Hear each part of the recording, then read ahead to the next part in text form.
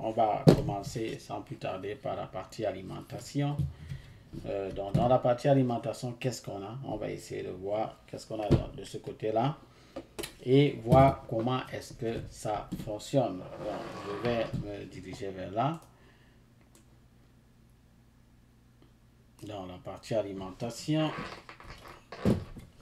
Donc là, je vous montre d'abord le circuit de charge qui est là.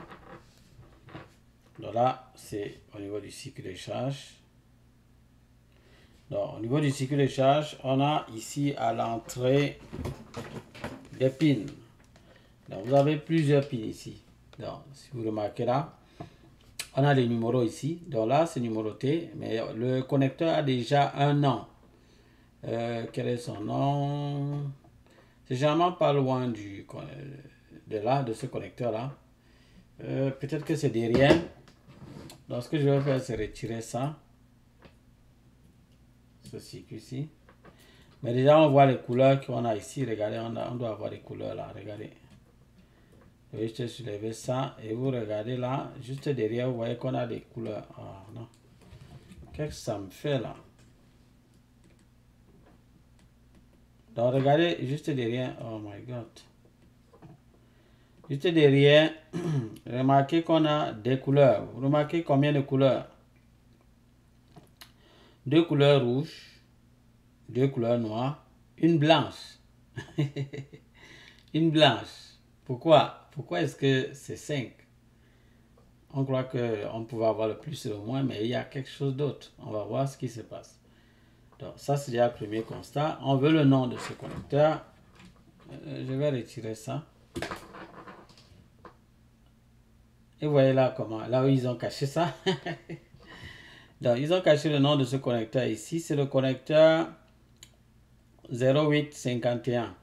Donc, c'est grâce à ce numéro-ci que vous allez retrouver le connecteur au niveau du schéma de la carte. Donc, je vais vous montrer ça. Ah, ok. D'accord, c'est bon. On a retrouvé notre schéma. C'est parfait.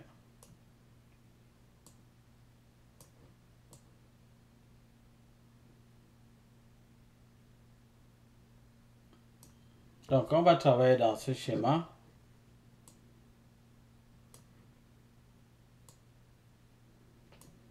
Donc, on va travailler avec ce schéma-là.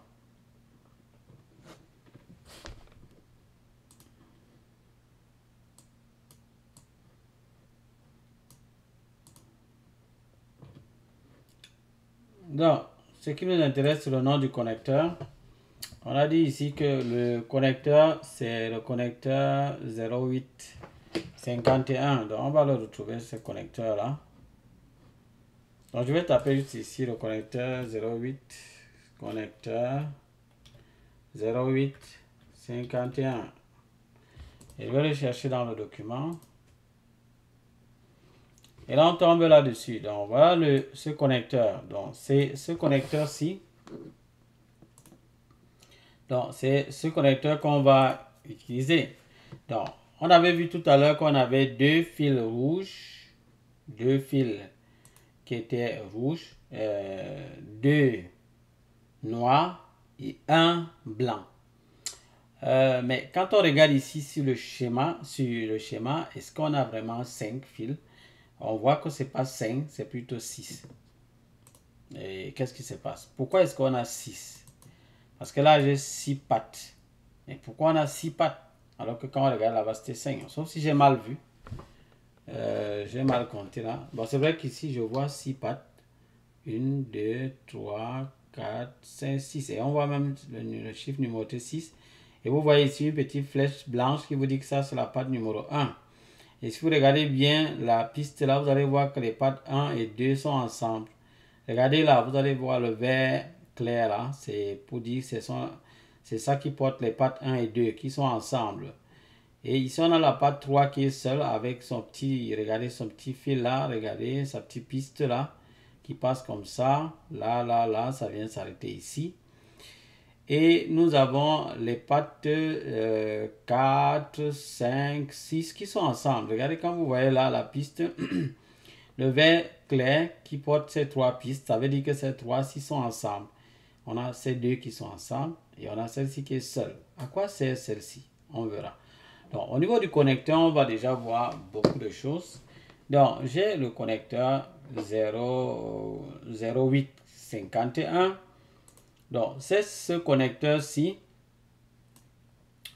Je vais regarder ce qui est important pour moi là-dedans. Donc, déjà au niveau du fil, revenons au niveau du fil là, parce que là, déjà, c'était un peu ambigu.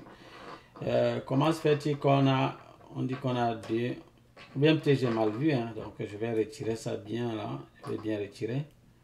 On va voir, peut-être que j'avais juste mal vu. Non, je n'ai pas mal vu.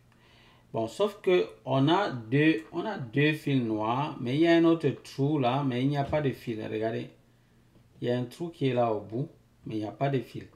Mais il est censé être relié à la masse. En fait, parce que le fil noir, c'est la masse, et le rouge, c'est le plus. Le blanc, c'est autre chose. Donc, ici, le blanc, c'est quoi? On verra ça. Donc, déjà, on constate déjà qu'il y a un fil qui n'est pas là. Et même s'il n'est pas là, est-ce que ça signifie que... comme il n'est pas là, est-ce que ça signifie que cette partie-là, ils ne sont pas reliés? Ces composants ne sont pas reliés. On va essayer de voir. En mode diode, moi, je vous ai dit j'aime le mode diode. Mais si vous voulez, on peut le mode continuité. Là, ça bip là. Donc, je vais toucher les pattes là. Normalement, ces pattes doivent être ensemble. Ça se voit au niveau de la piste. Regardez, on a le vert clair. Donc, je vais toucher là, là et là. Vous voyez, ça bip. Là également, ça bip. Donc, ce qui nous prouve que ces trois pattes sont ensemble. Et c'est le moins. Je vais vous prouver que c'est le moins. Je vous ai dit que les trous, la plupart des petits trous que vous voyez là, les trous qui portent les vis, c'est relié à la masse. Mais ce n'est pas tous les trous qui sont reliés à la masse. Faites attention. Faites attention, parce qu'il y a des gens qui aiment trop faire la généralité au point où ils croient que tout c'est comme ça. Non. La plupart des trous que vous voyez là sont reliés à la masse, mais pas tous. Donc, si vous voulez, au moment venu, je vais vous démontrer ça. Pas tous les trous. Donc, quand vous mettez la sonde là, faites attention, ne croyez pas toujours que cette sonde est reliée à la masse. On était à quel niveau? On continue. Donc, j'étais au niveau de ce connecteur et je vous avais déjà montré que les deux pins-ci sont ensemble. Ça, c'est le plus. Ce pin-ci est seul. On verra ce que c'est. On a ces trois pins qui sont ensemble et on a vu que c'est la masse. Mais on a vu qu'il y a un fil. Et ici, c'est devait être trois fils, mais ils ont mis deux. En fait, pourquoi on met plusieurs fils? C'est juste pour que l'énergie entre facilement et bien. Donc, c'est ça. C'est juste pour ça. Donc, c'est pour ça qu'on multiplie. Donc, maintenant, qu'est-ce qu'on va faire? On va essayer de comprendre. Donc, on sait déjà que les pattes 1 et 2 sont ensemble. On a déjà vu. On revient dans le schéma électronique de la carte. Dans le schéma électronique de la carte, on se rend compte que les pattes 1 et 2 sont ensemble. Qu'est-ce qui me fait dire que les pattes 1 et 2 sont ensemble? Regardez ici, vous allez voir les petits ronds là, les petits cercles, les disques, on peut dire comme ça, des petites boules si vous voulez, en orange là. Et vous voyez ces petits nœuds, c'est un peu que ce sont les nœuds en fait. Les nœuds en orange, vous voyez qu'on a plusieurs nœuds ici. Ces nœuds là, ça signifie qu'ils sont ensemble. Par contre, regardez ici, vous voyez qu'on a bien deux traits qui se rencontrent là. Mais en fait, ces deux traits là, ça se voit, c'est à un autre niveau, on voit que ça se croise, mais ça ne se croise pas, tout simplement parce qu'il n'y a pas de nœud. C'est là où il y a un nœud qu'on a une liaison directe, qui a vraiment un lien entre eux. Ils sont reliés, quoi. Donc, ici, on comprend donc que là où il y a trois nœuds là, ils sont tous ensemble. Et ce sont les pattes 1 et 2 qui sont ensemble. C'est vrai qu'on a un nœud ici avec deux autres pattes. Et ça tombe sur... on a un condensateur là, on a deux résistances à la masse, on a une diode ici. À quoi servent ces composants là? Le condensateur c'est 0,851. La résistance R 0,851, R 0,852. La diode R0, D0. 851. Déjà C, le C, les condensateurs, la plupart du temps, ça commence par C. C, vous avez C ici, c'est mis pour condensateur. Donc, c'est 0,851. En profondeur, on revient. Pourquoi est-ce qu'on dit les 0,851? Pourquoi c'est, vous allez voir, jamais qu'il y a les 0,8 et puis ainsi de suite dans cette zone-là. Ça veut dire quelque chose. Ça, c'est en profondeur qu'on revient dessus. Donc là, on est en train de survoler quand même quelques éléments. Donc, vous avez la capacité du condensateur, des informations qui vont vous aider. Ici, la tension maximale que ça peut supporter. Et au niveau de la résistance, vous avez les valeurs et avec la petite marge qu'on peut avoir dessus. Et la diode, vous avez également sa capacité.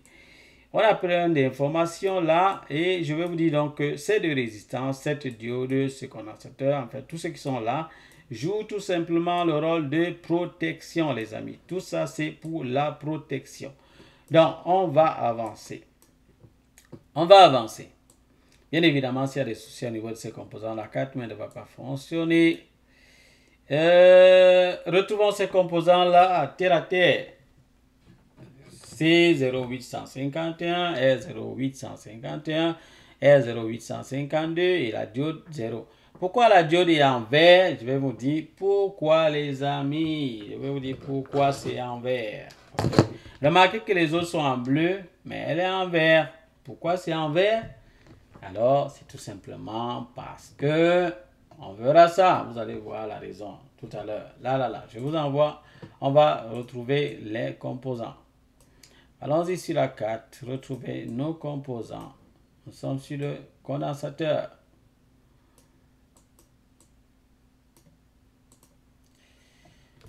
Le condensateur, c'est 0881. Où est-il? Alors, vous voyez que je les ai ici, là. Et je vais vous dire pourquoi est-ce que la diode là était en vert. C'est tout simplement parce que cette diode n'est pas là physiquement. Physiquement, elle n'est pas présente. Physiquement. Donc, ici, c'est souvent une diode traite. Et je vais vous dire que c'est une diode traite. Je vais vous expliquer un moment venu pourquoi est-ce que j'appelle diode de traite. Donc, ici, on va prendre ces composants-là. Vous allez remarquer qu'ils sont un peu entourés ici, encerclés. Donc, on a là la résistance R0851, l'autre R0852. On a la diode 0851. Et là, c'est la diode, c'était supposé, la diode devait être ici. Elle était censée être ici. Remarquez qu'ici, la piste-ci est toujours collée à celle-ci. Remarquez, c'est la même piste. C'est la même piste qui arrive ici. Et c'est la même piste qui tombe sur ce condensateur, le C0851. Donc, on vient de retrouver là nos quatre composants. Le C0851, les deux résistances là, qui sont les résistances R0851 et R0852, et la diode 0851 qui n'est pas présente. C'est pour ça qu'on l'a mis en vert. Pour vous dire, elle n'est pas présente. Elle est dans le schéma, mais elle n'est pas présente physiquement. Donc, ne la cherchez pas. Ne perdez pas de temps de la chercher et dire, mais qui a enlevé la diode? On vous a dit dans le schéma qu'elle n'est pas présente physiquement. Donc, ne la cherchez pas. Et vous avez dit que moi, je l'appelle la diode de traite. C'est vrai qu'elle sert pour la protection, mais c'est elle-même qui crée encore des problèmes. Elle crée beaucoup de problèmes sur la carte. Ok, les condensateurs sont très intéressants. Ils servent de filtrage. Ils permettent également plein de choses. Donc, ce sont des petits magasins, des réservoirs également et tout. Ils sont vraiment importants sur la carte. Et je peux vous dire que près de 60% des pannes sur les cartes mères sont causées par ces petits, je peux les appeler comment, hein? Ces petits composants-là. Donc, ils créent vraiment suffisamment de problèmes. Ils sont très nombreux sur la carte. Vous allez voir, je ne peux pas bouger là sans les retrouver. Regardez là, 1, 2, 3. Regardez, ils sont très nombreux, 4. Je bouge. À tout moment que je bouge, je vais tomber sur vous voyez, 1, 2. Vous voyez, ils sont nombreux. Et sont eux qui causent les problèmes. Donc, c'est pas compliqué, les amis. Il ne faut pas croire que c'est la magie. Avec les cours que nous faisons, vous allez vraiment comprendre que c'est simple. Quand vous allez prendre la carte mère, chaque fois que vous allez prendre la carte mère, vous allez vous dire, bon, franchement, il n'y a rien là-dessus. Ça sera vraiment comme un jeu d'enfant pour vous. Vous allez dire, bah, mais ça veut dire que ça, c'est vraiment rien. Vous allez prendre ça comme le papier. Vraiment, ce sera vraiment tout simplement comme ça, les amis. On évolue. On évolue où on était. Là, on était ici. J'évolue, les amis. On évolue ensemble. Donc, nous allons retrouver nos composants. On peut vérifier ça. Allons-y. On fait une petite vérification rapide. Alors, je suis en mode continuité. Bip. Allons-y. Donc, je vous montre que les deux, quand c'est en continuité, les deux, ça bip. En mille, ça bip. Regardez. Je prends là, ces deux pattes-là qui sont le plus, là. Et je touche le condensateur qui est ici à côté. Vous allez voir que ça va biper. Ce condensateur, regardez. Bip. C'est relié. Donc, le plus, quand la tension sort d'ici, ça passe par ce monsieur. Ah. Et si ça passe par lui, alors ça veut dire qu'il peut également être la cause d'un problème. Attention, le petit truc que vous voyez ici, c'est relié à la masse. C'est la masse ici. Ça, c'est un trou de vis. Et ça, est-ce que c'est relié à la masse? C'est possible. Donc, si je mets là et je touche la masse, je vous ai dit que les passes 6, 7, 8 là, c'est la masse. Du moins, 4, 5, 6, c'est la masse. Donc, je touche là. Bip, ça bip. Ça veut dire que c'est la masse. Donc, ça veut dire que ici, c'est relié à la masse. Puis ça bip avec 4, 5, 6 qui sont reliés à la masse. Bon, maintenant, regardez l'autre côté du condensateur. Si c'est relié à la masse, ça va biper. Regardez. Bip. Donc, si ce condensateur se gâte et c'est en court-circuit, évidemment, la ligne, si sera en court-circuit, on aura la masse ici. Ici, pour le moment, on n'a pas de masse parce qu'il n'y a pas de souci pour le moment dans ces zones. Ça ne veut pas dire qu'il n'y a pas de court-circuit sur la carte. Attention. Donc, maintenant, ces condensateurs-ci sont reliés à la masse. Vous avez remarqué qu'il y a deux côtés qui sont reliés à la masse. Donc, on va voir les côtés qui sont reliés à la masse. Donc, ce côté, bip, regardez, bip. Donc, tous les trois-ci, en fait, sont ensemble, sont reliés ensemble à la masse. Et les deux côtés-ci, ça bip. Les amis, pourquoi ça bip? Ça veut dire qu'il y a un court-circuit? Non, les amis. Et ça, c'est ce qui trompe beaucoup de gens. Les gens prennent comme ça bip, ils disent, mais il y a court-circuit. Regardez, ils prennent comme ça. Il y a court-circuit. Regardez. Il y a court-circuit. Non, les amis, il n'y a aucun court-circuit là-bas. Je vais vous dire la raison. Il n'y a pas de court-circuit. C'est juste que la résistance, au niveau de ces multimètres, il y a une valeur de résistance en deçà de laquelle le bip va sortir. Le bip sort en deçà d'une certaine valeur, donc en bas d'une certaine valeur. Donc pour certains multimètres, c'est 27 ohms. Bon, vous vous rappelez que la valeur de cette résistance, on avait vu que c'est 2,2 ohms. Si c'est 2,2 ohms, c'est déjà très petit. C'est tout à fait normal qu'on ait un bip. C'est pour dire qu'en fait, la résistance est très petite. C'est tout. Si on met en mode ohm, vous allez voir qu'on aura la résistance de... La valeur de cette résistance. Ouais, je crois que je suis en mode ohm là. Oui, en mode ohm. Donc je prends là et on aura la valeur. C'est vrai que c'est parfois influencé par d'autres composants, mais je crois que ça va nous donner la valeur. Ça ne va pas vous retirer. Donc je mets là, ça va tourner et nous donner la valeur. Ça doit être 2,2 ohms. Mais là, vous voyez, ça ne nous donne pas 2,2 ohms. Tout simplement parce qu'il est influencé par d'autres composants. C'est même 1,1, 1,3. C'est normal que ça crie encore plus. C'est normal. Donc là également, il doit être pareil. Donc c'est influencé par d'autres composants.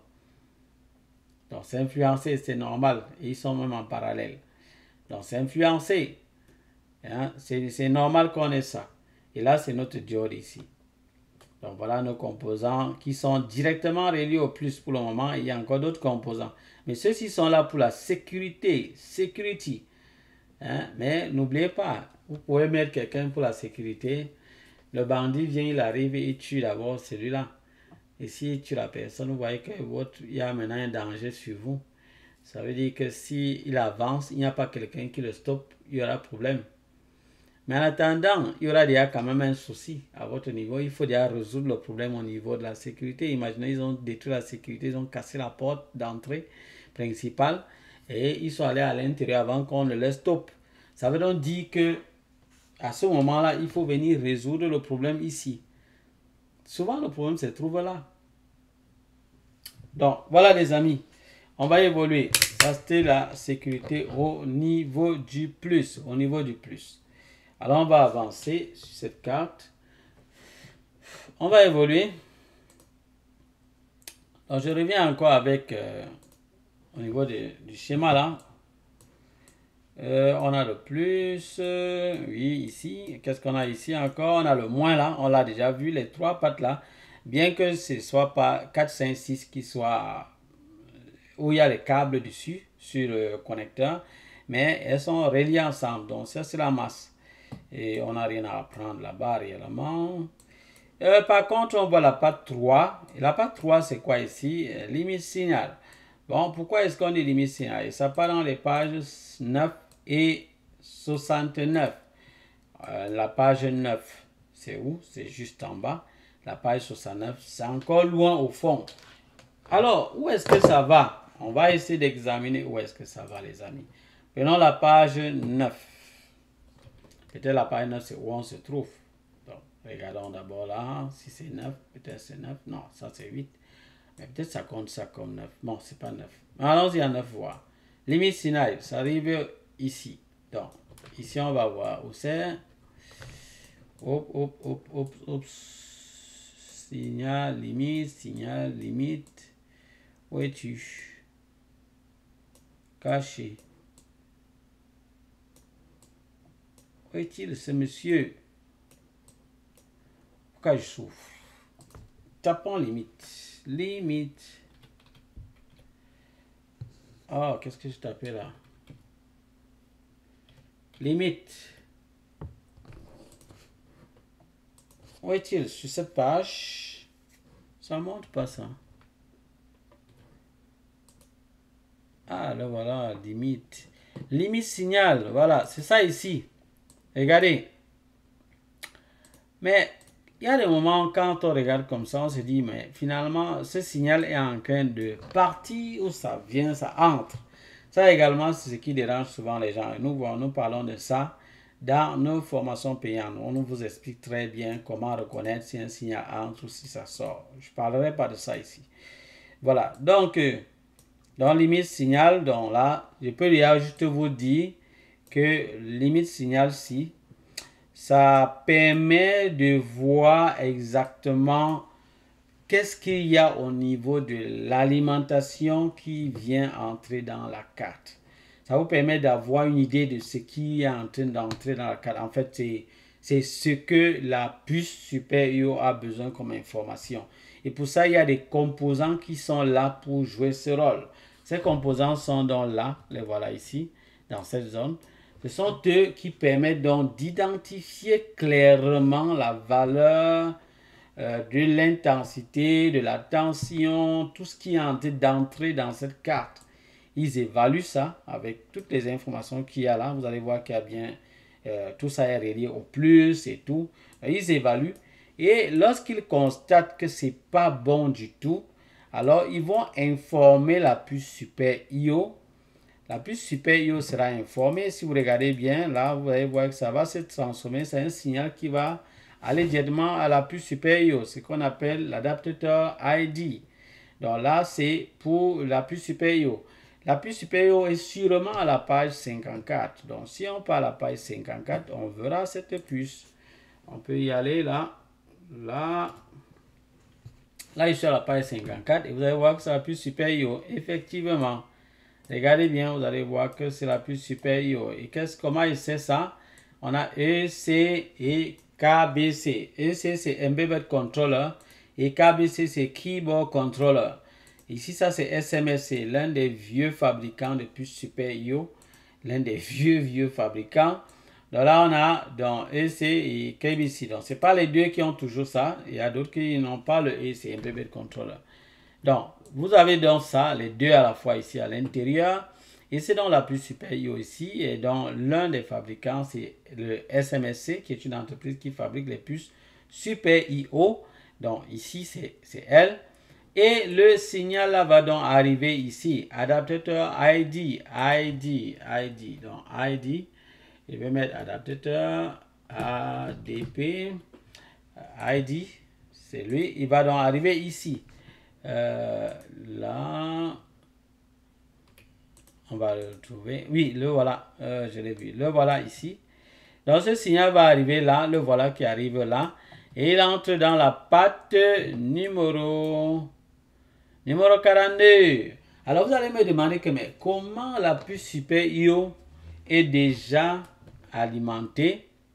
Vous allez me poser la question que, mais la puce Super IO a été alimentée quand? Jusqu'à ce qu'elle reçoit le signal et puis ça elle aura le temps de dire que c'est pas bon et arrêter? C'est la question que vous allez me poser. C'est une très bonne question. C'est une très très bonne question. C'est comme ça que les Canadiens disent souvent ici. Bonne question. Alors, en fait, pourquoi ça se passe ainsi? C'est tout simplement parce que le fabricant a mis tout en place de telle manière que la puce va être informée. La tension va traverser. Si vous remarquez bien, parfois quand on branche, ça traverse. C'est cette même carte qui a identifié que le chargeur n'est pas bon. La tension traverse. Que du moins l'alimentation du power supply n'est pas bonne dessus. Si vous voulez, je branche avec ça. Vous allez voir que ça traverse. C'est pour ça qu'on a une consommation très grande au départ. Ça traverse, mais après ça identifie que c'est pas bon. Et puis ça s'arrête. Ça dit c'est pas bon, arrêtez-moi cette histoire. Et tout s'arrête.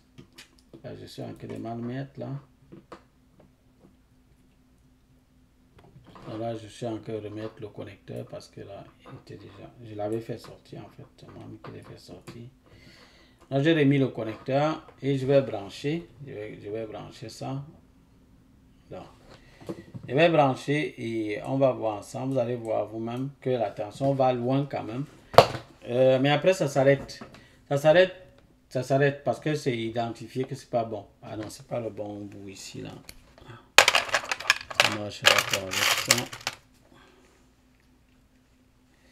Donc, je vais mettre ça et vous allez constater, regardez au niveau du power supply là-bas, regardez au niveau du power supply. Vous allez voir, soyez attentif au niveau de l'intensité. Vous allez voir que ça part à 1000 et puis ça s'arrête. Ça part à 1000. Quand ça part comme ça, c'est en termes de millisecondes, les amis. Donc, c'est tellement rapide. Donc, ça part à 1000, ça arrive, ça alimente la puce supérieure. La puce supérieure constate que l'énergie n'est pas bonne et elle renvoie un autre signal dans la même zone pour dire stoppez-moi ça. Arrêtez-moi, ne laissez pas passer ce courant, il n'est pas bon pour cette carte. Donc, allez, regardez, je branche, regardez. Et ça va tenter de vouloir passer, regardez. Regardez, 1000, regardez. Vous avez vu? 900 et poussière. Vous voyez, et là, ça signale pour dire non, c'est pas bon, c'est pas bon, c'est pas bon, c'est pas bon. Hein? Il a déjà envoyé l'information. Tout est passé en un laps de temps. Peut-être pour vous, vous pensez peut-être que non, il n'y a rien eu, qu'est-ce qui s'est passé. Non. Tout ça, c'est en termes de millisecondes. Ça n'a tellement pas une seconde. Et quand il dit 1, 2. Donc, millisecondes, c'est une seconde divisée par 1000, les amis. Donc, ce n'est même pas. Donc, je ne sais pas si vous pouvez imaginer. Tout ça se passe parfois en 15 millisecondes. Donc, 15 millisecondes, je ne sais pas comment évaluer ça, les millisecondes. Moi, je peux évaluer la seconde, mais pas les millis. C'est tellement rapide. Vous ne pouvez pas imaginer. C'est tellement rapide. Donc ça se passe exagérément vite que pour vous, vous croyez que non, c'est rien s'est passé. Mais quand on voit au niveau du passeport, on comprend. Les électrons se sont déplacés. Ils sont allés rapidement en vitesse. Oh, là-bas, rapidement. Ils sont arrivés à l'endroit qu'il faut. Ils ont dit non, c'est pas bon. Stoppez ça. Hop, ça s'est arrêté. Alors, moi, je peux contourner ça. Moi, je peux faire de telle manière que ce système ne fonctionne pas. Mais ce n'est pas bien. Parce que ce n'est pas bien d'enlever ce qui a été mis sur pied pour protéger la carte. C'est ça, c'est pas bien. Bon, voilà. Donc, ici, voilà le problème. Donc, je crois que vous avez un peu compris à quoi sert ce petit fil blanc-là. Vous avez compris ça, son rôle. Il est très capital. Très, très capital. Et s'il y a un problème dans cette zone, évidemment, la carte mère ne va pas démarrer. Vous-même, vous comprenez déjà que si on ne peut pas identifier le chargeur, la carte mère ne va pas fonctionner. Ça ne va pas fonctionner. Parce que d'office, la puce supérieure ne recevant rien, ne va pas donner l'ordre que les choses avancent. Parce que quand tout est correct, la puce supérieure dit, envoie l'information que non, c'est bon, libéré, que la tension passe. Quand c'est pas bon, elle dit stopper. Et si elle ne reçoit aucune information, elle va dire par défaut que stopper. Elle va se dire peut-être qu'il y a un problème. Ça va de soi, non? Par prudence. Même s'il n'y a rien, parce que par prudence, on préfère arrêter les choses là. Donc c'est ça les amis.